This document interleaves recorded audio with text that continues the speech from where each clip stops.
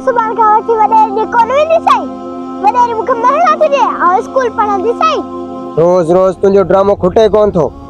जिन वट कम कयूं था जरूर को धड़को त दींदा न। धड़को दी एले ए छथी चवे त ता गरीब असा जा गुलाम हो। वडेरी तोखे गुलाम चवे या पंहिंजो नौकर चवे तोखे उन वट कम करणो आ। मां तोखे हरगिज स्कूल न मोकलींदुस। आखिर मु कहड़ो न कयो आ इल्म जे बजाय मुख वडेरी जी नौकरी पे करायो।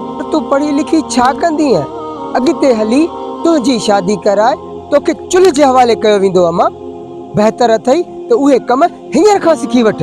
बाबा असा न्याण के सिर्फ चुल्हे जो काम सिखण घुर्जे।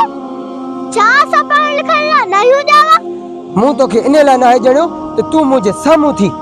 बाबा मुखे पढ़णो आखिर ता समझो न था।